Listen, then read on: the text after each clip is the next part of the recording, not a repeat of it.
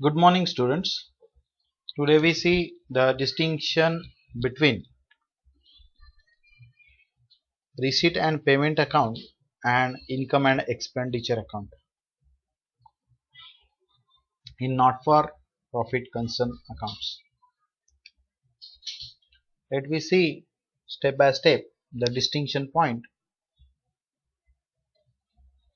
in between a receipt and payment account and income and expenditure account. मी या आधी सुद्धा सांगितलेलं आहे रिसीट अँड पेमेंट अकाउंट हे प्युअरली नफा हेतुहीन संस्थेचं किंवा नॉट फॉर प्रॉफिट कन्सर्नचं काय आहे कॅश अकाउंट आहे. Wear as income and expenditure account हे प्रॉफिट अँड लॉस अकाउंट असतं. परंतु नॉट फॉर प्रॉफिट कन्सर्न मध्ये इथे आपण त्याला प्रॉफिट अँड लॉस अकाउंट न म्हणता आपण काय म्हणतो इन्कम अँड एक्सपेंडिचर अकाउंट म्हणतो. आणि म्हणून बघूया आपण पहिला point type of account. Receipt and payment account is a real account. Hence it maintains the cash transaction, that is receipt and payment. जमा झालेली रक्कम आणि खर्च झालेली रक्कम या रकमेचा हिशेब ठेवला जातो आणि म्हणून त्याला रिसीट अँड पेमेंट अकाउंट असं म्हटलं जातं. आणि it is a type of real account. ठीक आहे.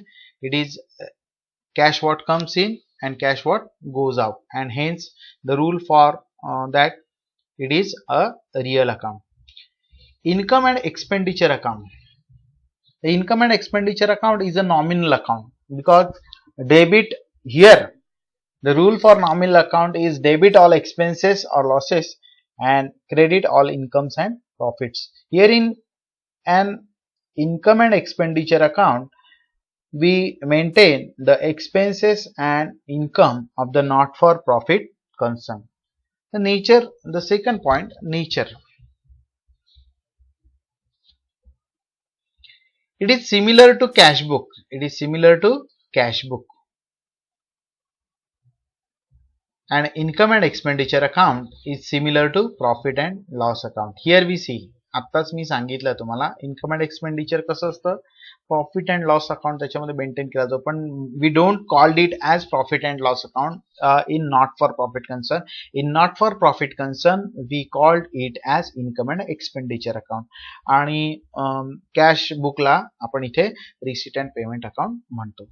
ऑब्जेक्ट काय उद्दिष्ट आहे. It is prepared to present a summary of cash transaction.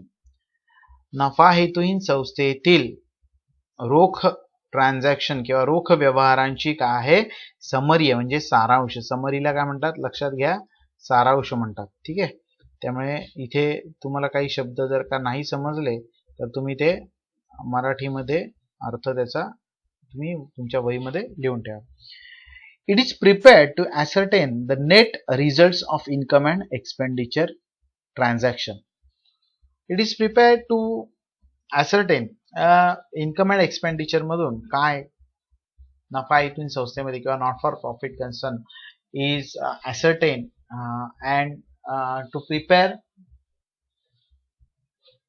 Income and expenditure account to ascertain the surplus and deficit of not for profit concern.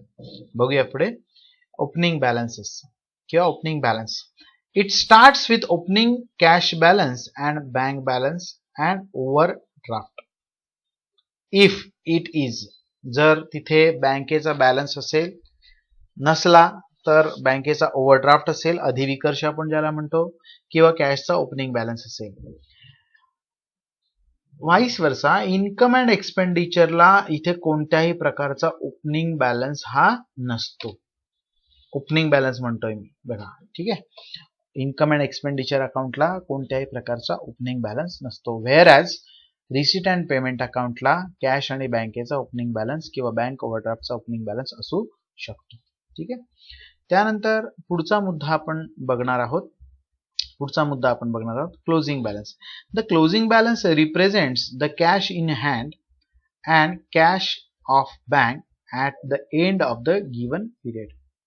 Whereas income and expenditure closing balance represents either surplus or deficit of the not for profit concern. Income and एक्सपेंडिचरचा जो closing balance आहे तो surplus किंवा deficit not for profit कन्सर्नचा आपल्याला दाखवत असतो. Whereas receipt and payment account इथे आपल्याला त्या नफा हेतूहीन संस्थेचा किंवा नॉट फॉर प्रॉफिट कन्सर्नचा आपल्याला कॅश किंवा बँक बॅलन्स आपल्याला इथे दाखवतो. त्यानंतर आपण बघणार आहोत receipt and payments. All receipts and payments during the current period are recorded in this account, whereas it is also revenue or capital. Revenue receipt, capital receipt are recorded to the debit side, and capital expenditure and revenue expenditure are credited to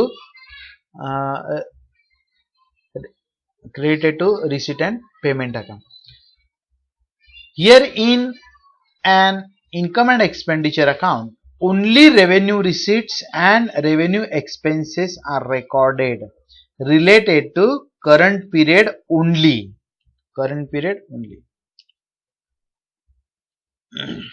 आता इथे असं आहे की income and expenditure मध्ये current इयरचा हिशोब ठेवला जातो, wear as इथे करंट पिरियड मध्ये मिळालेली जी रक्कम आहे, मग वेदर ती पुढील वर्षासाठी असेल, म्हणजे नेक्स्ट इयर साठी असेल, करंट इयर साठी असेल किंवा प्रिव्हियस इयर साठी असेल, हे त्याच्यामध्ये उल्लेख करणं गरजेचं होतं. All receipts and payments during current year are recorded in this account, that is revenue or capital, whereas income and expenditure in and income and expenditure account, revenue receipts and revenue expenses are related to current account are recorded in this account. Okay, let me see the next point, non-cash items.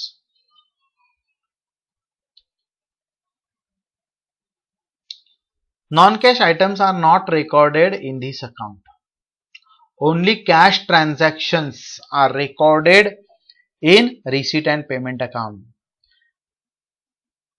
Vice versa, in an income and expenditure account, non-cash items like bad debts, depreciation on asset, outstanding expenses, etc.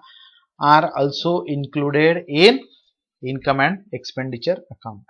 All accounts, all transactions related to personal accounts, real accounts and nominal accounts are maintained.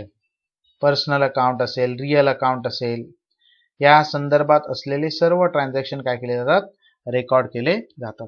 This accounts contains only related to nominal accounts. Only nominal accounts are recorded into the income and expenditure account. Okay, let we see the next point, that is period. It includes amount received or amount paid for any period, that is previous year.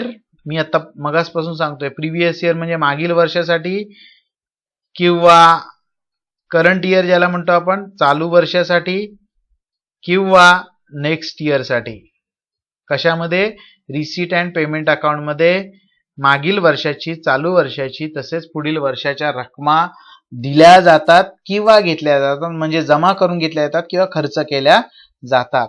Wear as in income and expenditure account, amount related to current year only, फक्त चालू वर्षाच्या रकमा लिहिल्या जातात. त्या इन्कमच्या असू देत किंवा एक्सपेंडिचरच्या असू देत. ओनली करंट इयर एक्सपेन्सेस और income are recorded into the income and expenditure account. Okay, and finally we see the balance sheet. Receipt and payment account need not be necessarily accompanied by balance sheet, म्हणजे balance sheet सोबत असू शकत नाही, किंवा receipt and payment account सोबत balance sheet असेलच असं नाही, किंवा balance sheet he receipt and payment account सोबत नसते. Whereas in an income and expenditure account, it is always accompanied by balance sheet. Income and expenditure account is accompanied by balance sheet. Income and expenditure account च्या सोबत balance sheet ही असतेच. Wear as receipt and payment account सोबत balance sheet नसते, ती नंतर मागावून prepare करावी लागते. पुढच्या टॉपिक मध्ये आपण बघणार आहोत calculation of subscription related to subscription, जे इन्कम आहे, रिलेटेड टू सॅलरी, जे एक्सपेन्सेस आहेत, त्या संदर्भात आपण व्हिडिओ बघणार आहोत. How to calculate the subscription. Thank you.